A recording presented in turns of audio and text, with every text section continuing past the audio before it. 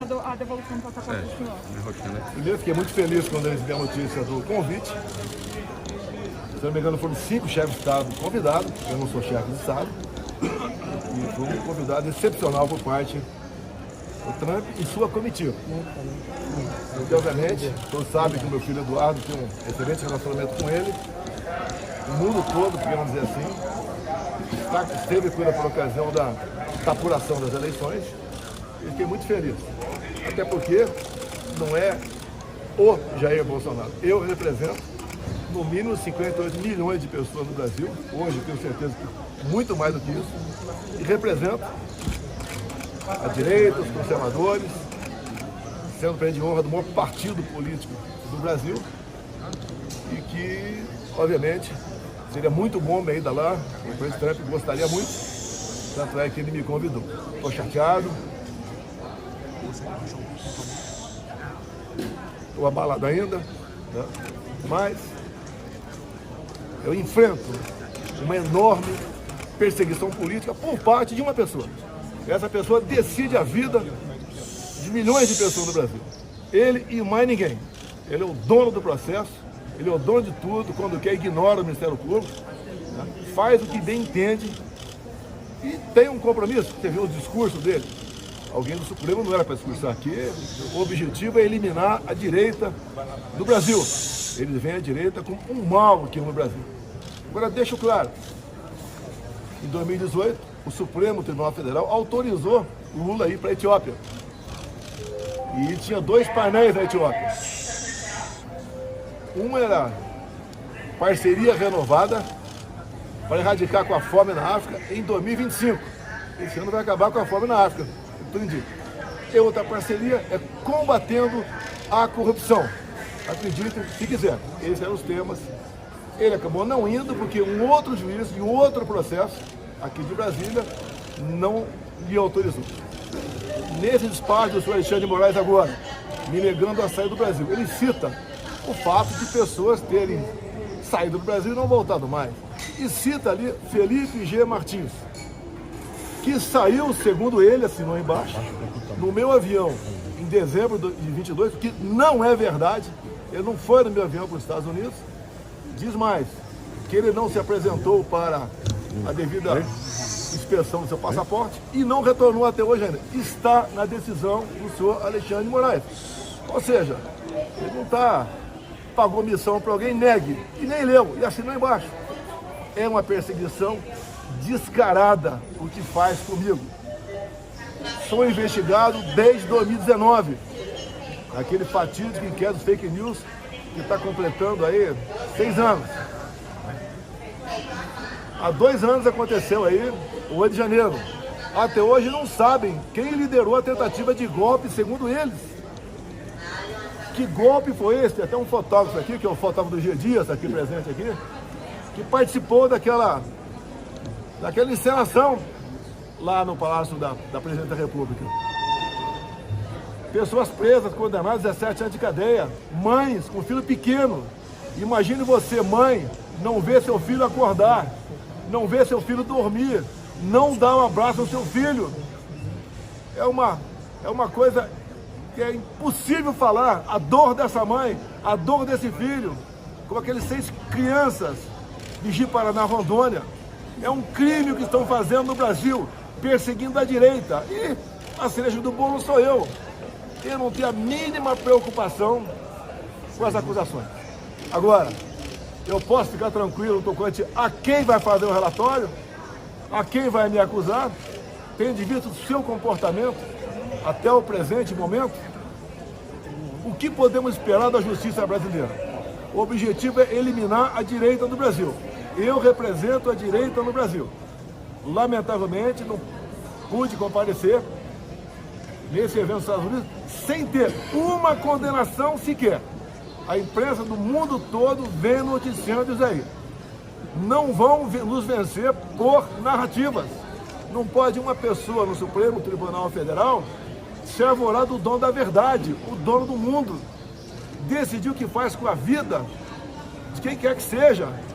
Me acusam, principalmente nesse processo, de maquinar contra o Estado Democrático de Direito desde 2019. plantando, segundo ele, fake news junto à imprensa. A minha luta pelo voto impresso começou para valer em 2012. Tive aprovado uma emenda minha quando o Rodrigo Maia era relator de uma mini reforma eleitoral. Dilma vetou, nós derrubamos esse veto. Daí o Supremo, por 8-3, diz que o voto impresso não cabe risco à segurança das eleições. Deixo claro, somente por intermédio do voto impresso é que nós podemos conhecer a fraude na Venezuela. Se não fosse o voto impresso, não teríamos como questionar as eleições na Venezuela. O mundo democrático não reconheceu a vitória de Maduro. E o atual presidente reconheceu. Afinal de contas, ele mandou para lá uma embaixadora para representar o Brasil. Deixa eu continuar, por favor. Vale a pena falar também que, por ocasião do período eleitoral, eu não pude mostrar nada. Eu não pude mostrar imagem do 7 de setembro, imagem do enterro da Rainha Elizabeth, imagem da minha passagem pela ONU, mostrar o Lula defendendo o aborto, mostrar o Lula no Complexo do Alemão, o encontro com líderes comunitários que só foram eleitos graças à bênção dos traficantes. O TSE fez uma campanha, gastou dinheiro para isso, para que jovens, 16, 17 anos, tirassem título de eleitor. Essa faixa etária, 3/4 votam no PT. Foram mais de 4 milhões de jovens, só aí 2 milhões de votos a mais para o PT. Que democracia é essa? Estou inelegível por quê? Porque me reuni com embaixadores. 2 meses depois de o ministro Fachin ter feito a mesma coisa.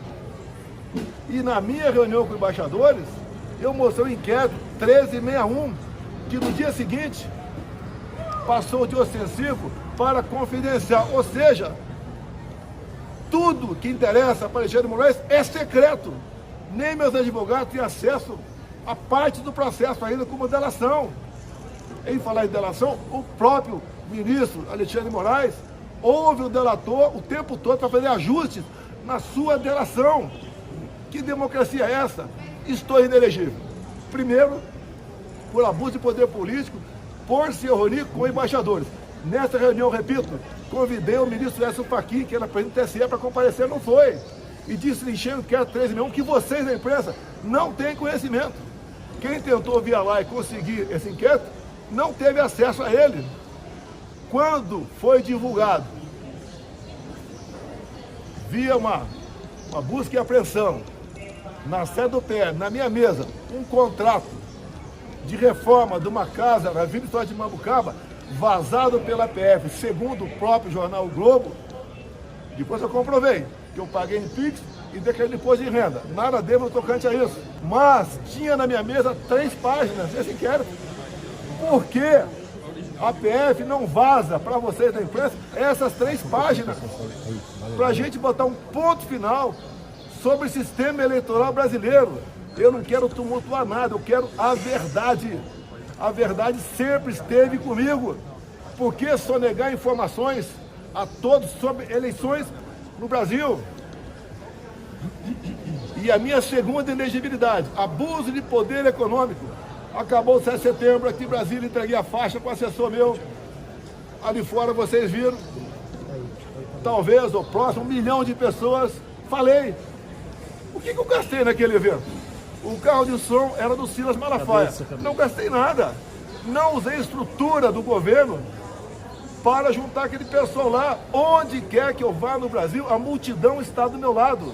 Lá atrás, durante as eleições e até agora. O povo está com a gente. Até mesmo o próprio Estado de São Paulo, há poucas semanas, fez o editorial. PT, um partido popular sem povo. Sem povo é sem voto.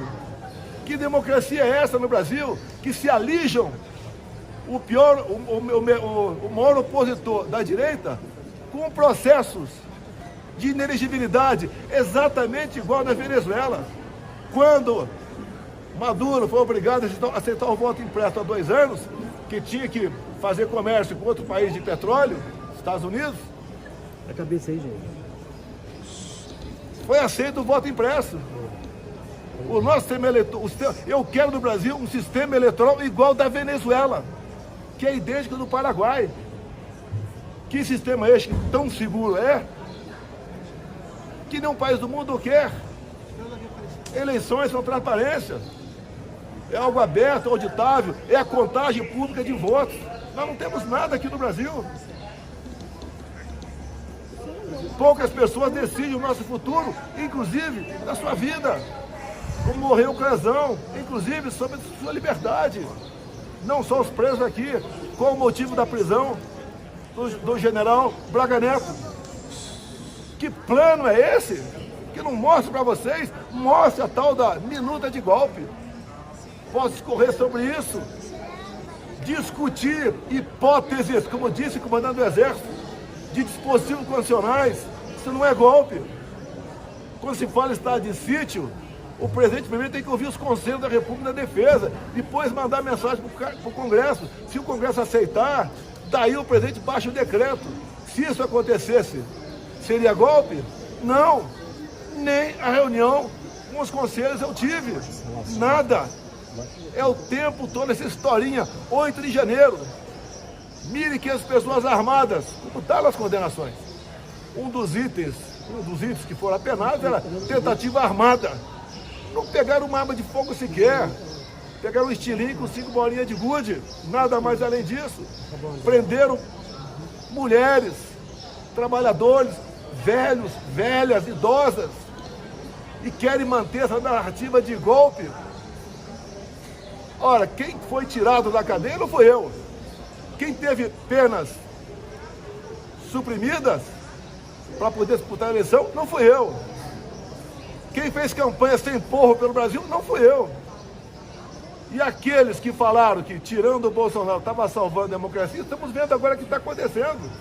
Não pude mostrar no horário eleitoral gratuito, sei que interessaria a poucas pessoas, mas o Lula, em 2009, no Irã, lutando para que aquele país, Ahmadinejad, pudesse enriquecer urânio acima de 20%, segundo ele, para fins pacíficos. Lula apoia Ortega, na Nicarágua, que prende padres, que expulsa freiras. Ele apoia o Hamas, grupo terrorista. Ele está do lado, sempre esteve ditaduras, como teve em 90, na fundação do Fórum de São Paulo, ao lado das Farc, Forças Armadas Revolucionárias da Colômbia, grupo terrorista, que ficou por vários anos como refém, Ingrid Betancourt, uma senadora da Colômbia. Vocês estão vendo para onde está indo a nossa economia do Brasil. Eu não quero o pior para o Brasil para falar a direita vai voltar agora em cima do pior. Não! Quem pensa assim é mesquinho. Nós queremos o melhor para o Brasil. Torço para dar certo. Mas não tem como dar certo. Quando você vê um bebum dirigindo um carro, não tem como dar certo. Um homem que não tem compromisso com a família. Um homem que diz que os maridos amam mais as amantes do que as esposas. Eu estou triste com a partida da minha esposa. Eu a amo. Diferentemente dele.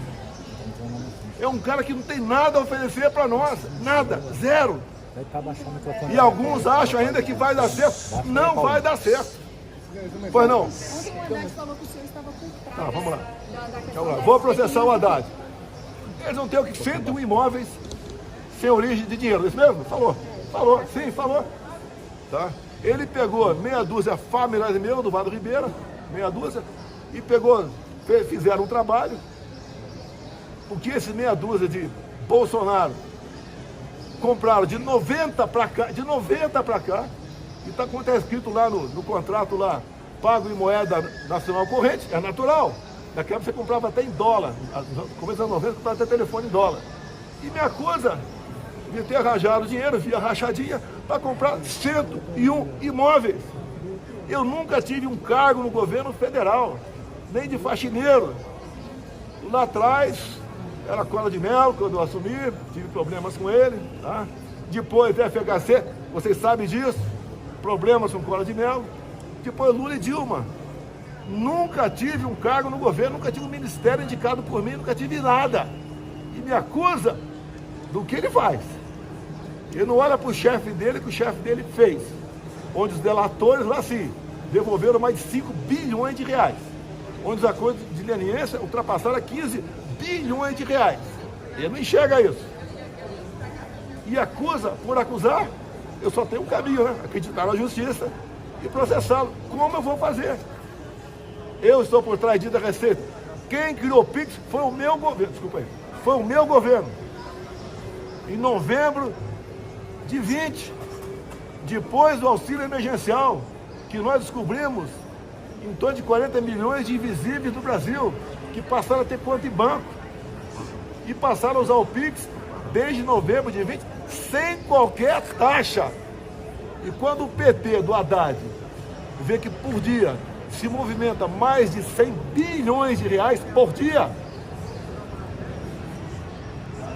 o que ele vê nisso aí? Uma maneira de buscar alguma coisa. Não é taxando no primeiro momento. Ninguém está fazendo taxar aqui. Mas quando vê aquele montante na frente, vai preparando o clima para meter a mão no bolso do informal, das pessoas mais simples, e por que não dizer também para perseguir algumas pessoas. Então, se a sua normativa, o efeito era inócuo, por que fazê-la? Recuou, porque é fraco, ou porque é incompetente, porque é os dois. Recuaram. Agora querem processar o Nicolas, o Flávio Bolsonaro, o Gaia, por fake news. Eu criei o Pix e o Banco Central não tinha independência naquela época. Então eu criei o Pix em novembro de 22 e entreguei para o povo sem qualquer taxa, que fez a economia voar no Brasil. Como vocês viram, no final de 22, tivemos superado 54 bilhões de reais, inclusive diminuindo a carga tributária, como zeramos impostos federais de combustíveis, entre tantas e tantas outras coisas. É um governo diferente, que não teve corrupção em meu governo, diferentemente do que acontece atualmente. Dá para comparar Haddad com Paulo Guedes? Dá para comparar aquele ministro acusado lá de assédio moral e sexual com a Damares? Dá para comparar o filho do Renan com o Tarcísio na infraestrutura? Não dá para comparar. Era um governo que não tinha barganha com partidos para ter voto no parlamento e entregar o Brasil para certos partidos. Alguns até fazem a coisa boa, mas a maioria não. Há uma diferença enorme. Por isso o povo tem saudade de mim. Por isso, onde eu vou, arrasto multidões. Sempre tivemos a verdade acima de tudo. É triste a situação que me encontro, perseguido por uma pessoa que até agora não descobriu quem foi o golpista do 8 de janeiro, porque não teve golpe. Não houve tentativa de golpe. Qual é a mensagem da reunião? Qual é o motivo? O filho do senhor, o deputado Eduardo Bolsonaro, chegou a passar recentemente que teria medo do senhor ser um candidato em 2026, um candidato forte. Você acha que é por isso ou tem algum outro motivo? Você discurso do Jair Moraes falando que atacando a direita. Ou seja, ele toma partido político. Eu sou do tempo que os juízes, né, falavam nos autos. Agora é diferente. Eu tenho certeza que recuperando a minha elegibilidade, eu ganho as eleições. Agora, eu inelegível é uma prova que estamos numa democracia igual a da Venezuela, onde a oposição é eliminada por inelegibilidades, como a Maria Corina e o Capriles, tá? Ou então como lá em El Salvador, ou melhor, na Nicarágua, onde 7 opositores do Ortega estão presos com a acusação, atos antidemocráticos. Qualquer coisa aqui atacou a democracia, qualquer coisa atacou a democracia. E exatamente quem diz isso é que está à margem da lei. Quer ver uma coisa importante? Se eu sou tão criminoso assim, golpistas, etc, por que não seguir o devido processo legal? Eu não sou última instância, eu sou primeira instância. O Lula foi jogado onde? Curitiba. Depois TRF4, depois STJ, ele foi para o Supremo. O meu já é última instância. Presidente, o senhor tem conversado com investigados dos O Congresso lhe chamou de amigo da América. Eu não posso conversar com ninguém. Você quer estar escrevendo o Jorginho Melo, né? Deu uma escorregada, falou lá. No mês de entrevista ele disse que lamenta eu não poder falar com o Valdemar. E depois na frente disse que eu tenho conversado muito com o Valdemar. Não é verdade, é um ato falho dele. Ele fez uma nota, pelo que eu sei, no mesmo dia. não tenho conversado com ninguém, nem posso conversar sequer com advogados que defendem outros desse inquérito. O Congresso Nacional lhe chamou de amigo da América lá nos Estados Unidos. Olha, eu sempre admirei os Estados Unidos, sempre, não foi de agora. Tive excelente relacionamento com o Donald Trump. Ele teve problemas lá, eu sei que é pequeno, porque o PIB dele é 14 vezes maior do que o nosso, né? Etanol resolvemos, aço interessado para a gente, resolvemos. Ele colocou o Brasil como grande aliado ex-OTAN, onde conseguimos paramilitar, tecnologia e armamento mais rápido e mais barato. Conversei muito com ele sobre a Venezuela no passado, ele tinha uma grande preocupação com a Venezuela. Continua tendo agora, maior ainda, tendo visto o Brasil está no caminho da Venezuela, né? Já que já não passou. Então, esse governo, a esperança que nos dá que ventos da democracia venham para cá. E realmente a liberdade de expressão se faça presente. Ele sempre diz, sem liberdade de expressão não tem democracia. E agora estamos vendo aí, Elon Musk, Zuckerberg, entre outros, acabando com as agências de checagem, que a informação tem que ser livre.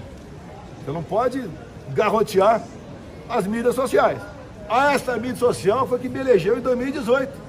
E não foi com mentira não, seu Haddad, foi com verdade. E não existe fake news para atacar o PT do que a própria verdade. Então ninguém precisa mentir para atacar o PT, atacar essa política falida do Haddad aqui no Brasil. Os números estão aí. Tive há pouco tempo um representante aqui da Associação de Supermercados do Brasil, ele falou que essa alta do dólar vai refletir entre janeiro e fevereiro um aumento um pouco acima de 7% nos supermercados. Não dá para a gente absorver com esse tipo de economia. Mesmo com pandemia, eu tirei o Brasil do buraco, obviamente, com a minha equipe, Paulo Guedes, que não dá para comparar com esse cara que está aí, que fez um cursinho de economia por 3 meses e ainda diz que colou e dá risada. O ministro, um dos mais importantes, é o da economia. Esse que está aí é um fiasco, uma piada. Qual é a mensagem do senhor para o presidente Trump? Você acha que ele pode ajudar a causa do processo? Olha, já tem influência no mundo todo da presença dele. Primeiros-ministros que estão caindo, o Hamas fazendo acordo, né? Lá o Trudeau renunciou, né? No México a entrada de drogas já, grandes apreensões foram feitas, entre outros, tá certo? Eu gostaria de apertar a mão dele, daria para conversar, entendo a grandiosidade do momento, as pessoas importantes que tem para conversar, mas com toda certeza, se ele me convidou, ele tem a certeza que pode colaborar com a democracia do Brasil, afastando inelegibilidades políticas, com essas duas minhas que eu tive. Presidente, o senhor chegou a falar com ele para que o senhor não iria à posse? Porque não, quando eu falo com o chefe de Estado, eu não converso com ninguém. Quem tem grande liberdade com ele é meu filho Eduardo, está lá e tem conversado. Tem conversado com alguns secretários do Trump, tem conversado e, obviamente, eu peço a Deus, né, que tenha muita boa sorte do seu governo, que os ventos da democracia de lá soprem para cá também. Como que ele poderia alterar essa questão? Não. É a presença dele. Só a presença dele, o que ele quer, só as suas ações. Ele não vai admitir certas pessoas, né, pelo mundo perseguindo opositores. É o que chama de lawfare, né? Isso mesmo? É o ativismo judicial que ele sofreu lá, que inclusive é uma grande semelhança entre eu e ele, obviamente, a semelhança política, tá? É a questão, ele também sofreu um atentado, levou um tiro, pegou na orelha, eu levei uma facada que aquela parte da PF não quis investigar, cujo delegado que foi encarregado do inquérito, que falou que foi um lobo solitário, foi premiado por Lula e foi diretor de inteligência da PF e agora está indo para Londres. E passou esses 2 primeiros anos me perseguindo. Vocês mesmo da imprensa acompanham isso aí. Então, eu desejo boa sorte ao presidente Trump. Vou ter notícia do meu filho Eduardo quando eu retornar para o Brasil. E, obviamente, eu acredito que só a presença lá, os ares diferentes, o amor que ele tem à democracia, isso vai refletir aqui no Brasil também. Mas ele pode como ele pode ajudar Eu não sei, eu não me miscuo na política americana, não vou dar palpite nem sugestão. Eles sabem o que está acontecendo. Eu estou na imprensa do mundo todo por causa dessa proibição. Onde digo no passado, eles foram para fora. Você vê, quando o Lula foi autorizado pelo Supremo a ir para a Etiópia, vai discutir 2 painéis. 2 painéis, o Lula. O primeiro, eu escrevi aqui, né? Parceria com a África para eliminar a fome até 2025. É o mesmo discursinho de sempre. Eu acho que esse ano vai acabar com a fome na África. E a outra, escrevi aqui, vencendo a luta contra a corrupção.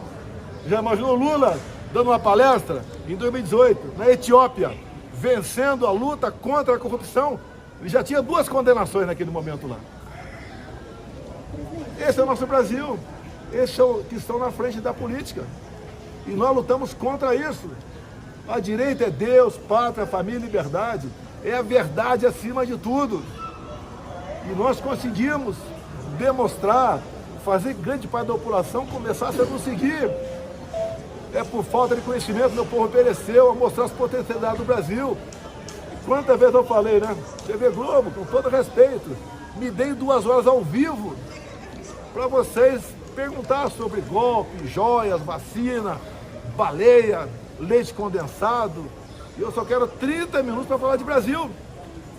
O que nós somos e onde podemos chegar. Só isso. Agora, continuam me massacrando o tempo todo e eu não tenho o direito de me defender. O projeto da anistia não disso? Você vê que a anistia se dá para alguém cometer algum crime. As pessoas que estão presas não cometeram crime algum. Alguns cometeram crime de depredação. Que a punição tem que ser outra. Não pode ser 17 anos de cadeia. E é a primeira instância. As pessoas não têm foro. E outra coisa, individualização da pena. Tem gente condenada lá que ninguém sabe quem fez, só porque estava de camisa verde e amarela, presa. Nós não queremos isso na nossa justiça, muito menos das pessoas que estão presas. Repito, imagine um pai, uma mãe, sem ver seu filho acordar, ir para a escola, sem ver seu filho dormir, sem saber que está sendo aliciado por alguém para consumir drogas, ou para prostituição infantil. E está essa mãe presa aqui em Brasília, ou numa penitenciária por aí. Será que esse pessoal não tem coração? Isso é mais do que devia ter anistia, devia ter. Nem condenação devia ter. Mas vamos lutar por anistia. E a anistia do senhor, você acha que também poderia ser votada nesse projeto? Não, esse projeto não. Deixei bem claro. É mais importante colocar as pessoas em liberdade do que em inelegibilidade. Esse é outro processo à parte. Isso aí cabe ainda, né? Quem sabe no futuro aí, o registro da minha candidatura aqui no TSE ainda. Você se sente um refém político? Eu sou preso político, apesar de estar sem tornozeleira eletrônica. Eu espero que a sua excelência não queira botar em mim para humilhar de vez uma tornozeleira eletrônica. Eu estou constrangido. Eu queria estar acompanhando a minha esposa. Quem vai acompanhar lá vai ser meu filho, o Eduardo, né? E a esposa dele. Agora eu queria estar lá. Eu pré-acertei encontro com o chefe de Estado, via Eduardo Bolsonaro. E lamentavelmente não vou poder comparecer. O senhor tem confiança que o projeto de anistia vai ser votado? Eu não posso garantir, né? Nós temos uma bancada no parlamento. Foi conversado isso com todos os pré-candidatos lá à mesa. E a gente espera, né, que se siga o devido processo legal dentro do Congresso. Se tiver assinaturas para urgência, eu não vou individualizar. Né? Se tivermos assinatura para urgência, que o presidente coloque em pauta. Só isso. Mas qual foi o resultado da conversa que o senhor teve com os deputados do PL? Qual a expectativa? A expectativa Estão se é total, movimentando sim. pra... Sim, tem muitos deputados de outros partidos que estão conosco. Tem articulação, vários deputados de outros partidos. Foi conversado com todos os pré-candidatos, com todos. O que ele falou para o senhor? Eu não vou falar para vocês, tá certo? Seguir o devido processo legal. Teve assinatura suficiente, bota em pauta. Esse é compromisso para qualquer matéria. Obrigado, presidente. Obrigado, presidente.